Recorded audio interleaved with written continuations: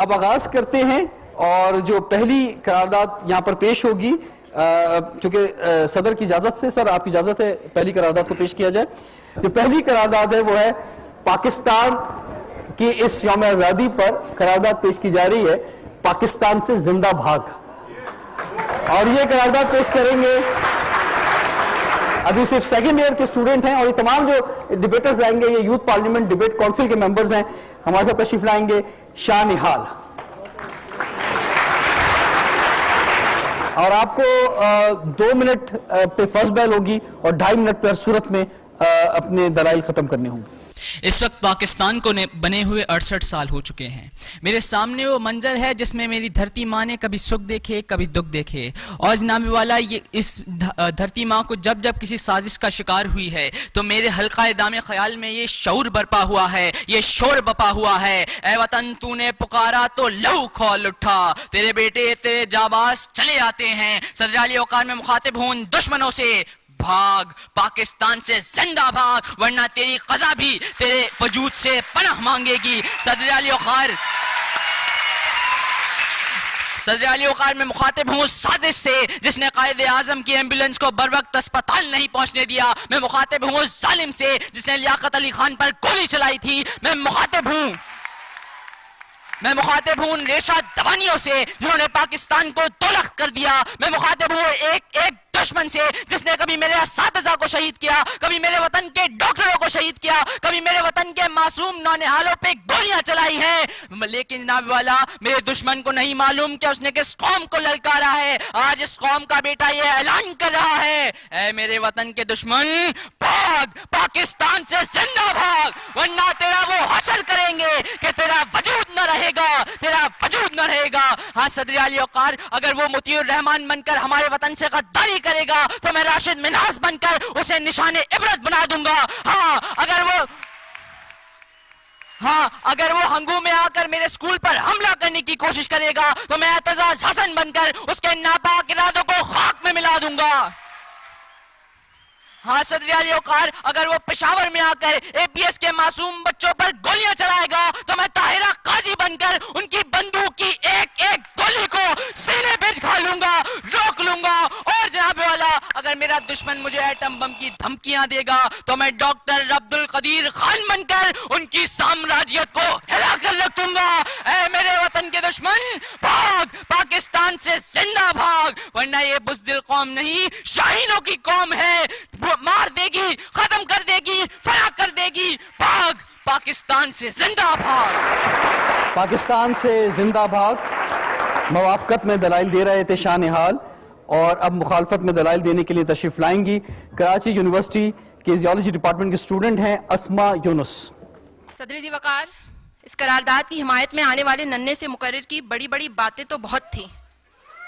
दीवाकार बड़ा दुश्मनों को भगाने चले थे सदर दीवाकार, लेकिन जब बात दुबई और लंदन में पढ़ाई की आएगी तो सबसे पहले ये खुद ही भागेंगे।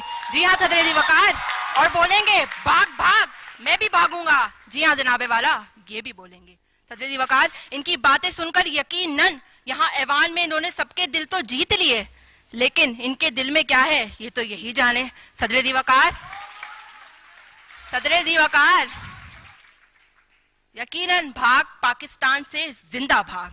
जिस तरह रेमंड डेविस भागा उसी तरह जिंदा भाग। जी हाँ जनाबे वाला, भाग भाग, पाकिस्तान से जिंदा भाग।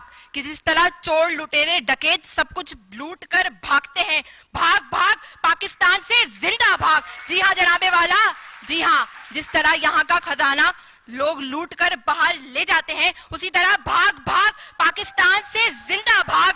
भाग भाग, पाकिस्तान से जिंदा भाग। जनाबे वाला, इनकी तकरीर सुनकर बस जहन के गोशों में यही शेर गूंजता है, क्या इसलिए तकदीर ने चुनवाए थे तिनके, बन जाए नशेमंद तो कोई आग लगा दे।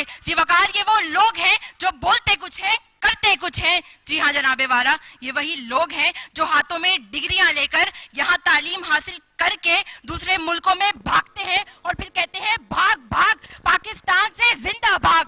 जी हाँ जनाबे वाला, भाग भाग, पाकिस्तान से जिंदा भाग। जनाबे वाला, हम भी भागेंगे। क्यों भागेंगे जनाबे वाला?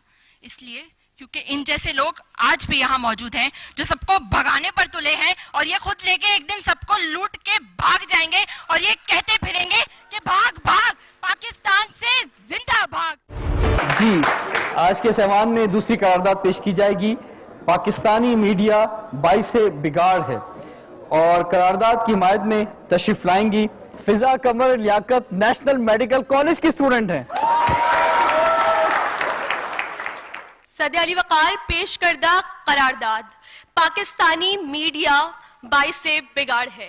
सदे अली वकार मीडिया यानी कि जरिया, बिगाड़ यानी खराबी और नुकसान। जनाबे वाला मीडिया बहुत किस्म के होते हैं। सोशल मीडिया की बात करूं तो जनाबे वाला यहाँ दोस्ती बुक से नहीं फेसबुक से होती है और जनाबे वाला फेक आईडीज का तो ये आलम है कि यहाँ लैला होता है और मजनू होती है।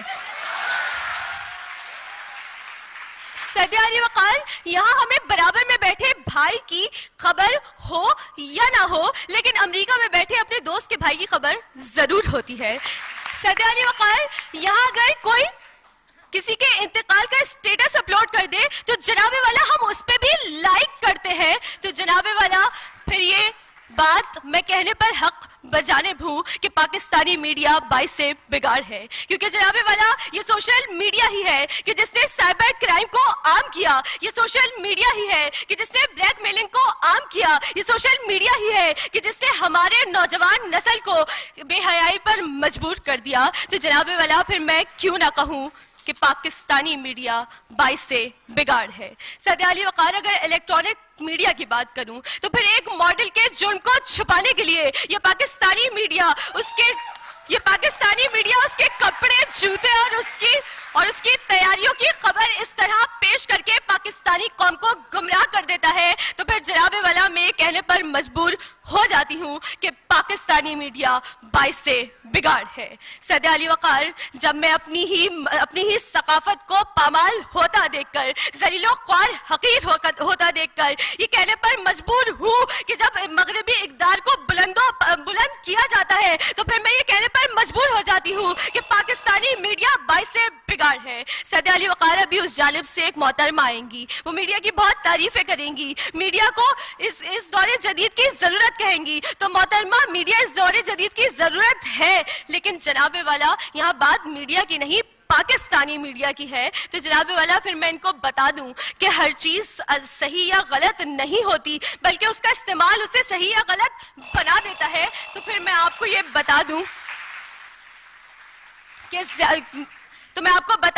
कि ज्यादती मिठास की भी बढ़ जाए तो जहर होती है, आजादी जब हद से बढ़ जाए तो कहर होती है।